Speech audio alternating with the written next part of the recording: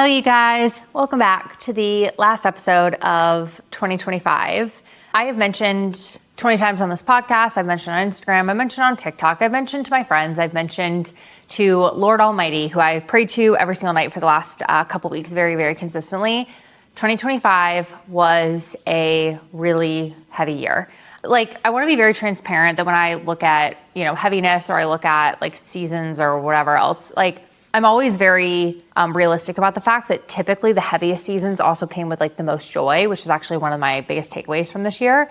But between friendship changes, literally moving into a new city, moving into a new space, moving in with a partner, my business made massive amounts of strides and changes this year. There's just been a lot of things that kind of were anchored in this year, while I also had to let go of a lot of things this year. And so because it is the last episode of this year, I thought it would be very fitting to talk about the 25 lessons that I learned in 2025. I'm going to try to go through these fairly quickly. You can take these, you can write them on a whiteboard, you can be ever so curious about them. And next time I do a little poll on Instagram, ask for more insight if you are looking for it. But I do just want to kind of talk through these and give you guys some reflection as I head into an amazing 2026. And I am very grateful to hear every single astrology, if that's what you want to call them, astronomer, astrology. I feel like every single podcast I always ask astrologist. Every single astrologist. I have to ask Lexi a question every podcast. I can't get through a fucking podcast without Lexi helping me with something these days. But every single person who's talking about 2026, at the top of the shit is going to be amazing for you pyramid is the Leo. So I'm at the top of the pyramid of the MLL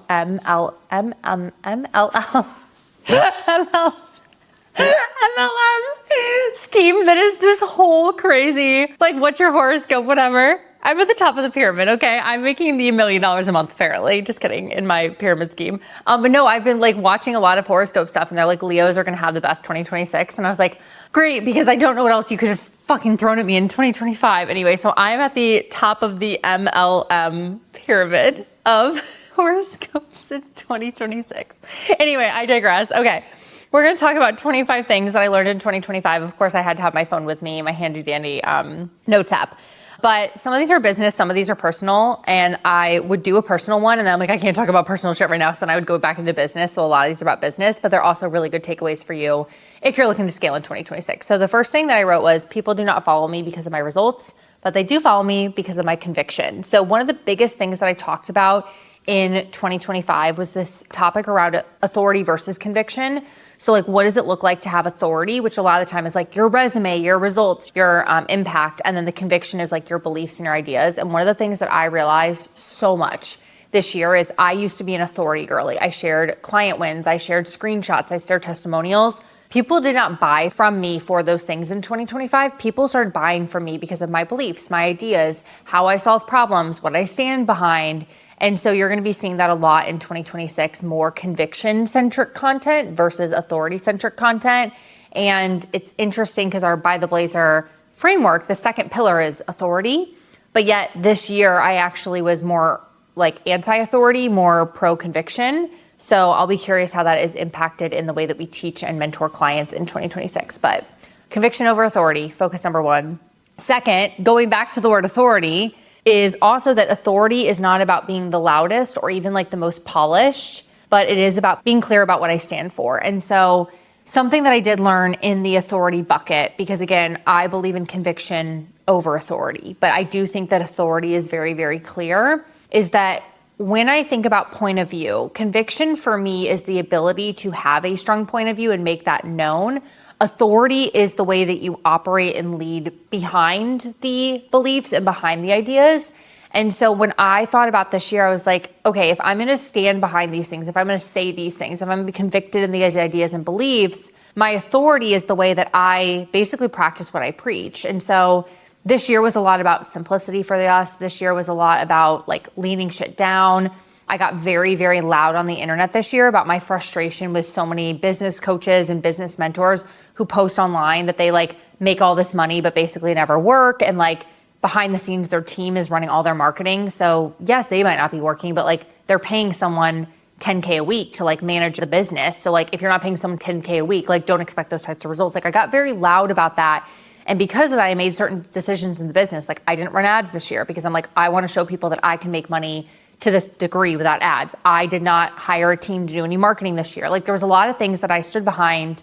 So my authority for me wasn't like testimonials and results. It was like literally being very clear about what I stood for and backing that up with action. So those are my first two thoughts from 2025. You can see like a very clear theme here of like what I'm thinking, what I'm feeling going into this year.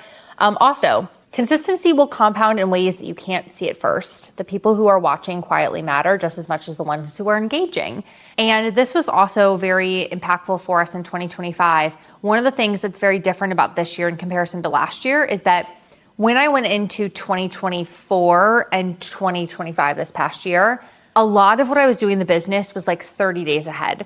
So I would make sales, I would get in revenue, and I was like, all right, we crushed this month. But then the next month I would start over and I was like, holy fucking shit, like we have to start over again, we have to start over again. There's this very intense energy of like a consistent roller coaster in the business.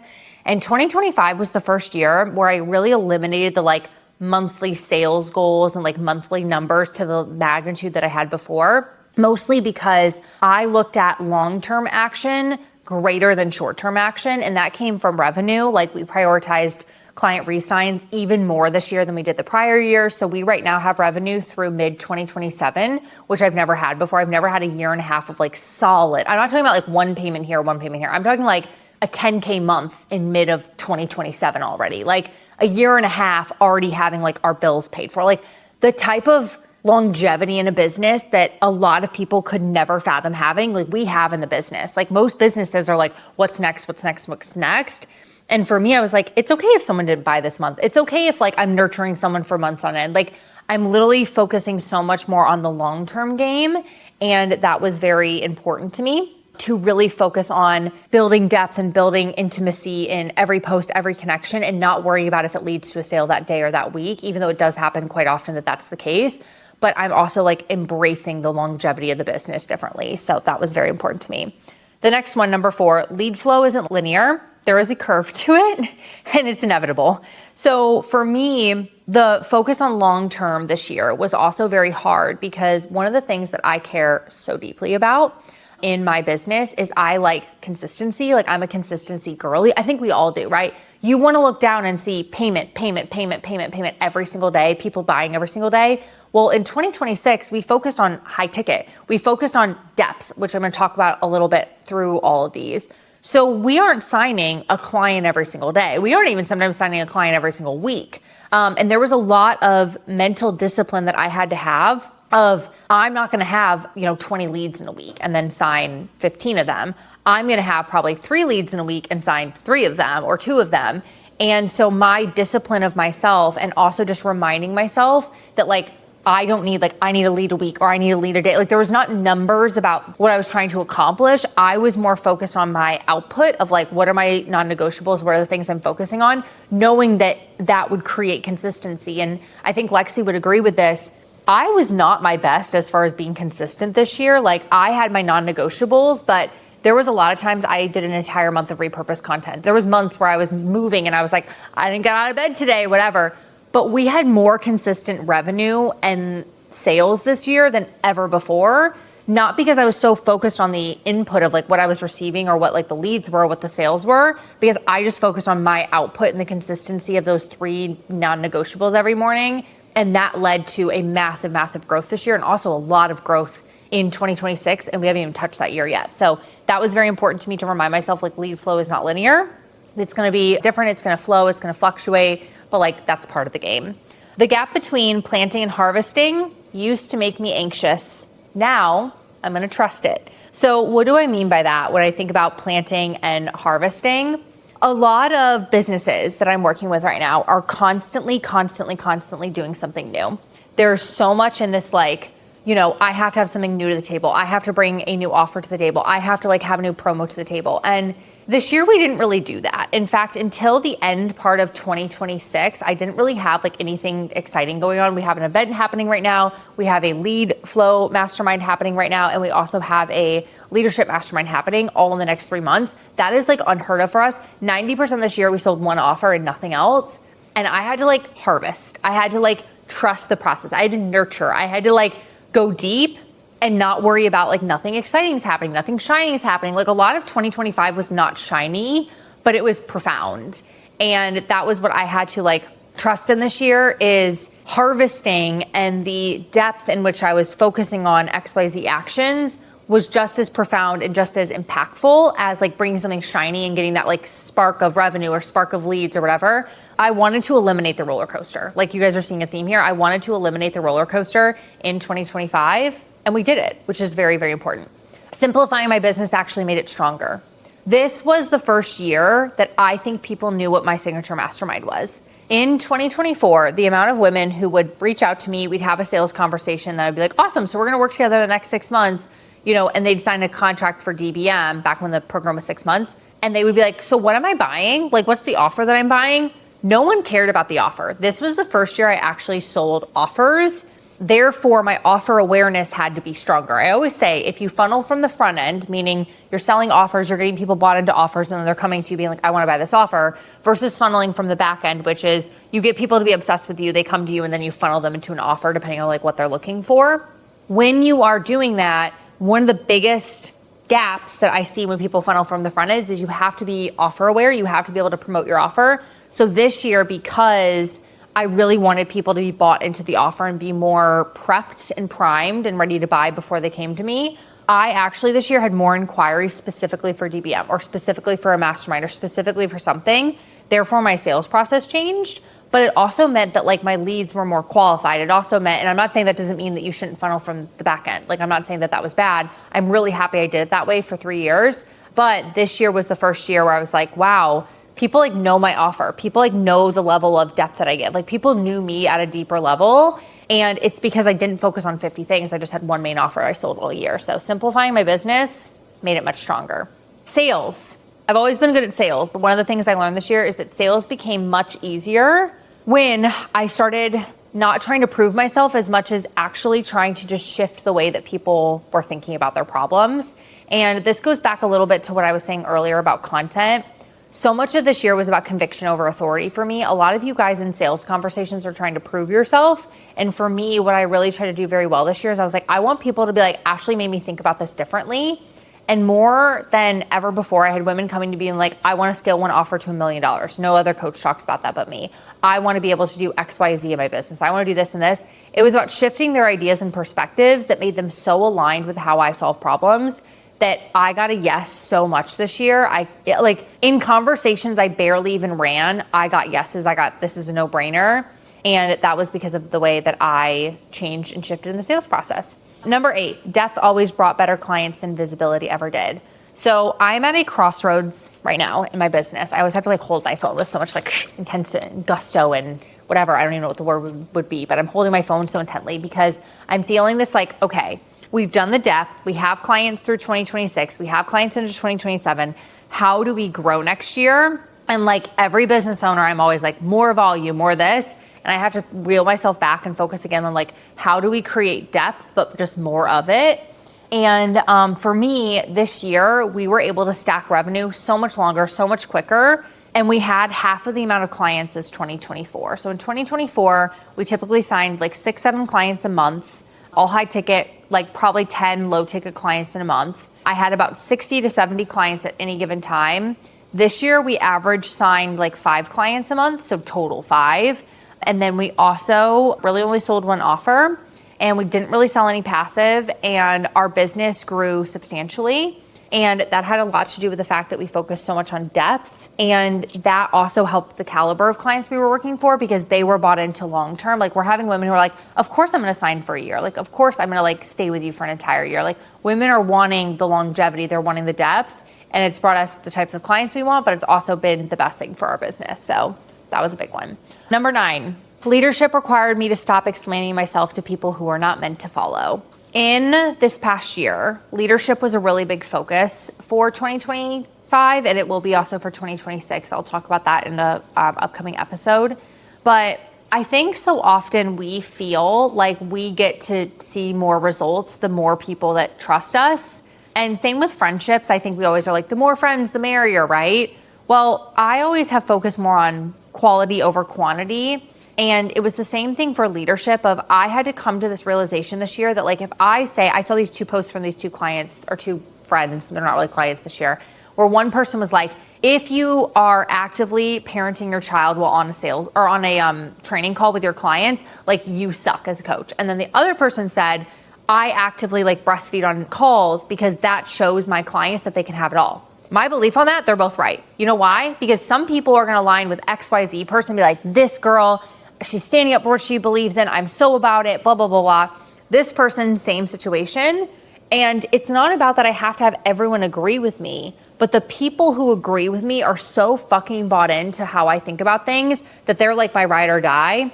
That to me was good leadership this year, is like I'm leading the people who are like in my corner and have the same beliefs as me. I'm not here to like try to be a voice of reason for everyone, because like that just doesn't work that way. Next one, boundaries. Boundaries were not about disconnecting from my people, but actually helping making sure that I'm signing people that are truly, truly aligned. This year, I think people kind of lost sense of integrity. I had more weird conversations with clients about payments this year. I had women who would say that they couldn't make a payment, but then go buy a car the next day. Like there was a lot of weird stuff happening. And this was across the industry in general. I had clients who had very, very polished processes, very polished contracts, have some weird shit happen with clients. And I think that like boundaries on my time, boundaries with payment options. I was very strict on payment plans this year. Every other year, you guys, if you would have looked at payment plans, we had them for 10 months when a client was in a 6-month container. We would have clients who could start a program because they wanted to month 1, even if they were only putting down a $500 deposit for a $2K per month program. Like we did some weird shit the first 2 years of the business because I genuinely wanted to, it wasn't even about making sales. I genuinely just wanted to help people. And this year we were really tight with our boundaries, and it actually helped scale our business so much more. And next year we are going boundary fucking heavy. So be prepared. And that was very important to us. Now this one's a little bit more personal, thinking about the season of like supporting and giving up boundaries versus like this season is about boundaries. And if that means I can't support someone, like that's what I'm going to stand behind. Number 11 is that friendships are seasons. Some last a lifetime. Some are meant to teach you something and then end. This is the same with clients, friendships and clients this year. I kind of had my ride or die people for the first 2 years of my business. And a lot of them, I did everything to like make them successful. And they stayed in my programs because I let them resign at current rates. I let them like, you know, pay me less than I was deserving of, or like, should it be paid? Because I was just like, I just want to help them. I just want to help them. And I had that in friendships as well. Obviously, when you move, sometimes things naturally just kind of end. But I had a lot of reflection back that some of the friendships that I had, I will always love and appreciate, but I don't know if they're meant to come with me in this next season. And I think that that's okay. I do think that things are meant to be in seasons sometimes. Some things really are forever. And some things like praying to God, obviously that Brenda and I, you know, are not just for a season, because that would be very hard. And I have some friendships in my life I don't want to end. But I also have to be very grateful and not look at something ending as like that means that something bad happened. It might just mean that like it was meant to run its course, and that's okay, you know? Trends have seasons, friendships have seasons, relationships have seasons. Like not everything really is forever, because you evolve and grow and change as a person. And even looking at, you know, the argument of like 50 years ago, everyone stayed with their partner no matter what. Like people didn't get divorced as often. Like we evolve and change so much because of this fucking thing. Like we have so much access to people. We learn so much information on a day-to-day basis. We have so much exposure to things. Like we're evolving and changing so much. Like it's inevitable that seasons and relationships are going to be, you know, synonymous with like sadness and heaviness, but also like growth and change. And I think that that's okay. Which leads me to number 12, which is I learned how to grieve a very big friendship this year without necessarily villainizing anyone, but that also meant I couldn't villainize myself. Relationships can end because of heaviness, but that doesn't mean that someone was wrong. Just like my earlier statement, you know, like both individuals posting about, and this was a real post, this is not something making up of like, I breastfeed my kid, like, you know, and that's what I'm going to stand behind because I want women to feel supported. And the other person being like, shame on you, like you're not a good leader. They're both right. And in friendships that have ended or shifted or changed this past year, if I don't like how someone is treating me, that's what is important to me. If someone else thinks that they're doing what is necessary or putting me in my place because that's like what I'm deserving of, like that's how they feel. I'm not going to keep fighting how someone feels if I express that something hurts me and they don't want to change that, then that's what they're going to stand behind. And like, I have to respect that and like own that, but it doesn't mean that I have to stay in the relationship. And so when I've been grieving relationships or changes that I've made this year, it wasn't that like one person was right and one person was wrong. It was more so the fact that like, there's two people who are looking at the situation differently and we're both right in our own way, but it doesn't mean that we're both willing to then be in that relationship anymore when there's too much conflict or too much disagreement. So it's not about trying to convince someone to change. It's about giving them the opportunity to. And if they don't want to, like, that means that that's what's right for them. And I have to be okay with that. So there's not necessarily a villain or a hero. It's just two people navigating things and looking at things differently. And like, that's okay. Now, a relationship that did grow a lot this year that was a very good thing was my, obviously, relationship with Brendan. So number 3 was moving in with my partner and the lessons that came with that. I could have made 25 posts on just this because it is a totally different ball game to share a space with a dog and a man with his, you know, all his manly things. So moving in with a partner taught me that every beautiful expansion in life comes with responsibility, adjustment, and real life logistics. Very, very challenging part of 2025 for me was the fact that I am an entrepreneur and I work at home out of the comfort of my own home. I can wake up when I want. I can do things when I want. I have a lot of flexibility by day. I can literally wear pajamas and have a $20,000 cash day. Like, that's a very weird reality for people. Brendan has a very regimented 9-to-5 schedule. He goes in at a certain time. He has an hour commute, and we had to really learn how to navigate what I would call real life logistics of like our time and our schedule were completely opposite. Our energy and when we had energy, like I'm extremely energetic at certain times of the day. Brendan is extremely energetic at different times of the day. So like there was times where I want to take a nap and he's like, let's go for a walk. And like just the energy of our days and our responsibilities and our priorities were so out of alignment this year.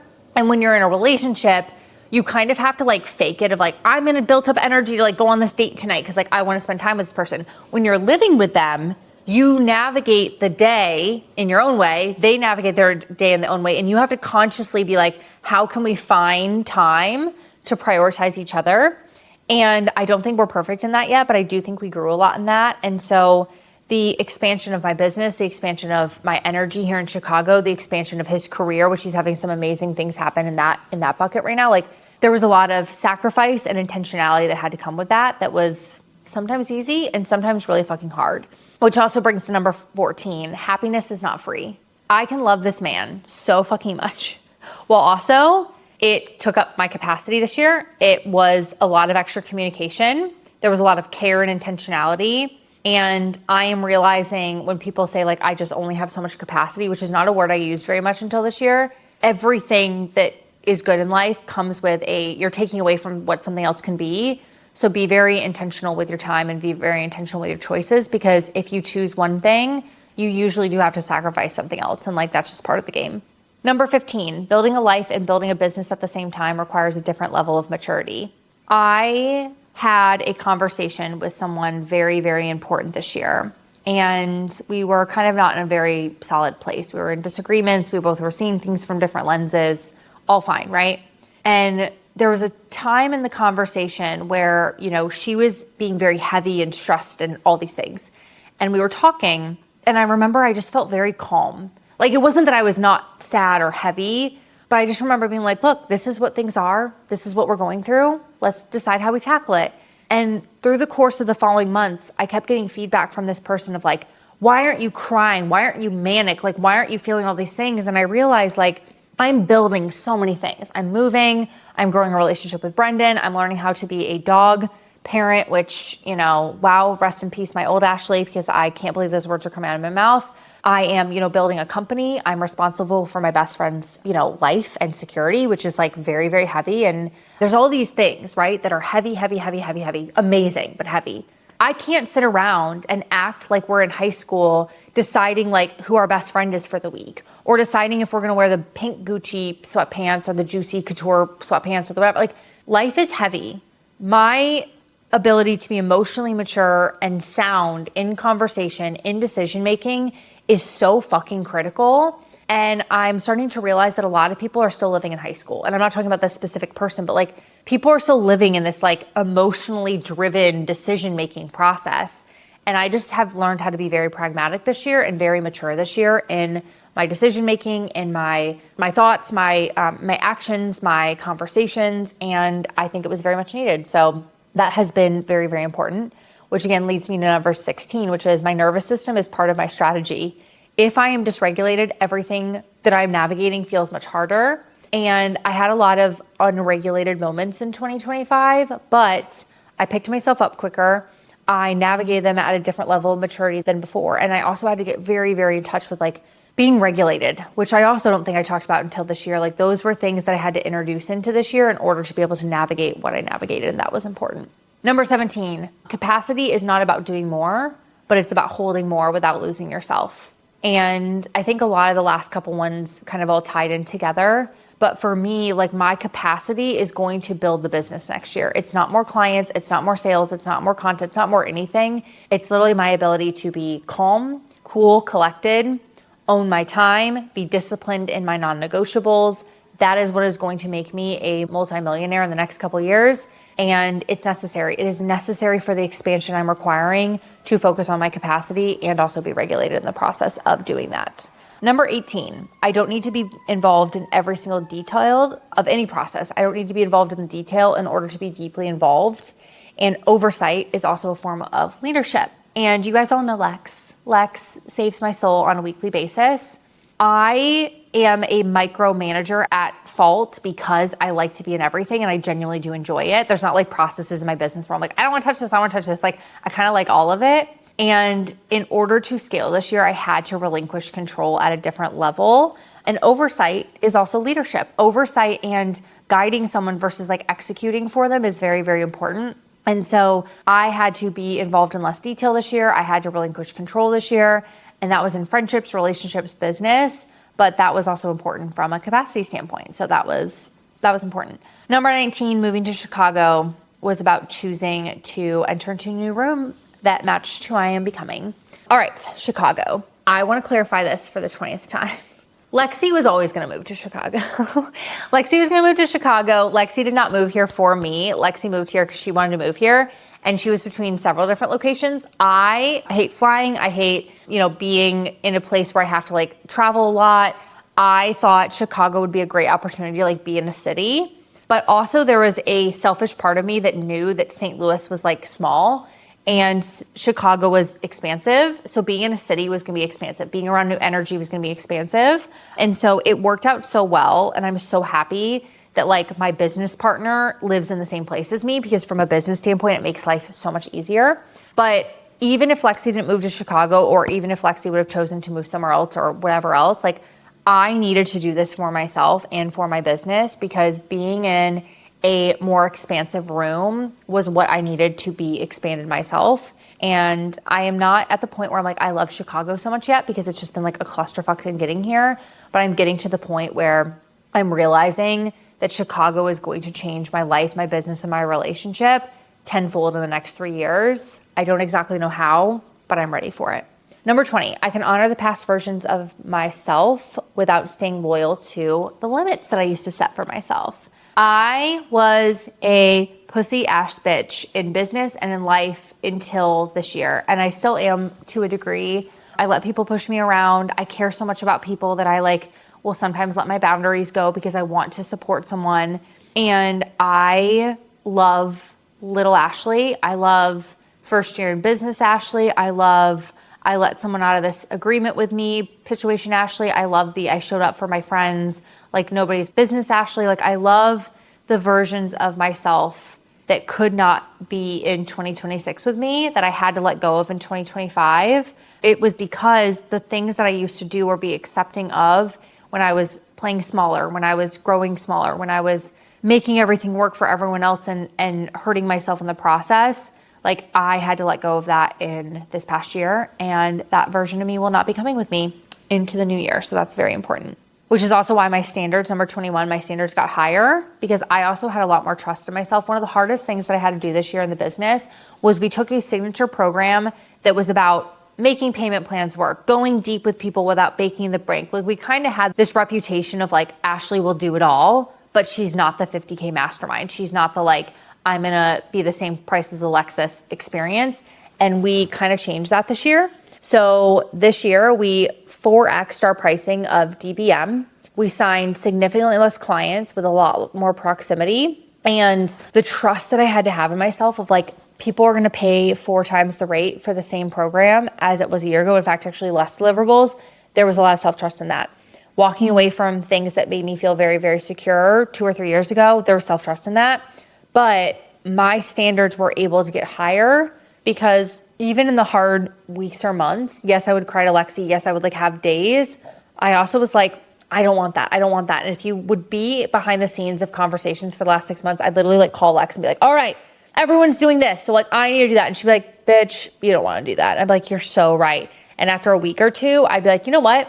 I'm not going to do that. Whereas 2 years ago, I would have launched the program. I would have done the thing. I had different discipline this year and it kept me from backtracking because I had more self-trust in myself. Number 22, alignment stopped being a buzzword for me. And it actually had to be like a requirement that I integrated in my business.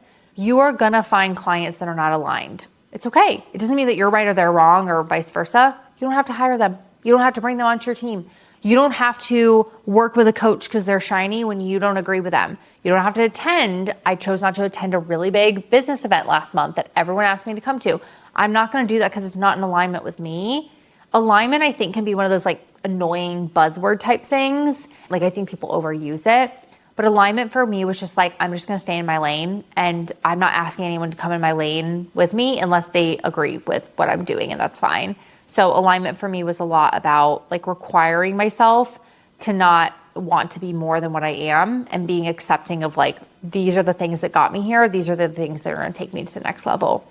23, I learned to let momentum build more quietly instead of forcing urgency. I did a couple things different in my business this year. One of the big changes that I made was I did not use my clients for marketing. So back when I was selling DBM, the reason that we would be constantly selling it is every single month I was like, XYZ spots. Look at all the people that joined. Look at all the people doing this. Like I really, again, led with a lot of authority and urgency. And this year I was like, you know what? Momentum doesn't have to be this month. It doesn't even have to be this week. I'm focusing on the entire year and I'm being disciplined in the actions I'm taking to have a momentum year, not a momentum month. So it's okay if things take longer. It's okay if things shift and change. And that was something that was very important to me. I didn't focus on urgency. I didn't focus on forcing things. I really let the business play out. I let things in my life play out a little bit more. I had more trust in the process. There was a lot of like personal development that happened in 2025. 24, I don't need to rush anything. Integration in its own is a sort of progress. And in my state of life, I'm 33 years old. I will be 34 this summer. That feels a little bit heavy. That like maybe a little comfy. 33. I don't feel any pressure to get married, which is great. I don't feel any pressure to have children, which I've mentioned very much. I don't think I want children. So like that is a blessing. But like, even if I did, I would not be in this, like, I have to get married, nor like, I have to get married. So then I'm with them for 2 years. So then I can have kids. But like, I don't feel any of that. I don't even feel a lot of pressure to be at a certain revenue amount next year. There's certain goals that I have for sure.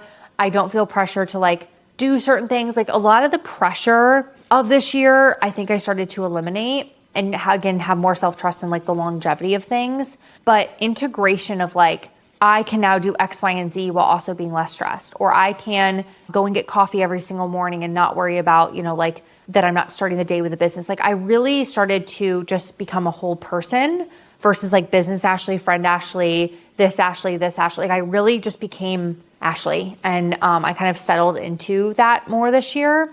And that was progress for me versus like becoming this next version of Ashley or this next level of business or this next level of friendship. Like I just kind of anchored myself into myself. That was a very big change for me in this past year. And then the last one is that 2025 taught me that I did not need to become someone else. And I just need to stand more firmly in myself. So 24 and 25 kind of go together, but 2025, I let go of a lot. I refined a lot. I simplified a lot. And I think in 2026, we're going to do that tenfold. We've been talking about that in the business a lot for the last like couple weeks of what that looks like. We are focusing on longevity over like, you know, intentional one-off momentum or like riding the roller coaster. And I'm just gonna own that. I'm also gonna own like the sales, Ashley. I've been watching a lot of sales content and I'm like, I'm a better salesperson than these people and they're making $1 million a month, like just showing off their sales skills. I'm like, you know what? I'm gonna get on, I'm gonna role play in content. I'm gonna like show people how I handle objection. I'm just gonna like be fully seen in 2026 and let that conviction lead my business. I'm not gonna try to be everything. I'm not gonna be like, I do X, Y, and Z. Like, I'm just gonna be like, I'm amazing at marketing. I'm amazing at sales. This is what I do. This is why I'm fucking incredible. And like, let that speak for itself. And there's no convincing, there's no pushing, there's no hustle. I just get to kind of like live in that in the next year. So I'm excited to show you guys what that looks like. And you are going to be seeing very different business content from me. The podcast is already starting to shift. Like there's just a lot of shifting that's happening. And I'm excited to welcome a very different, more cool, calm, and collected version of 2026 Ashley into this next season, knowing that some of it's going to play off exactly how I want. And some of it is going to be a fucking who even knows, but we're fucking here for it all. So I hope you guys had an amazing 2025. This is a season of reflection for me, and I know it's a season of reflection for you. And I'm excited to bring in, as you know, the hierarchy of this, you know, MLM of horoscopes. Since Leo is going to have a very good 2026, I'm hopefully excited to share a lot of big wins, a lot of exciting news, maybe new chapters, new big shifts and changes for me. Like I'm excited to be able to share that with you and also just create more relationships in depth with you in the new year. So I will see you guys in 2026. Have an amazing New Year's. Be safe, everyone. See you guys then.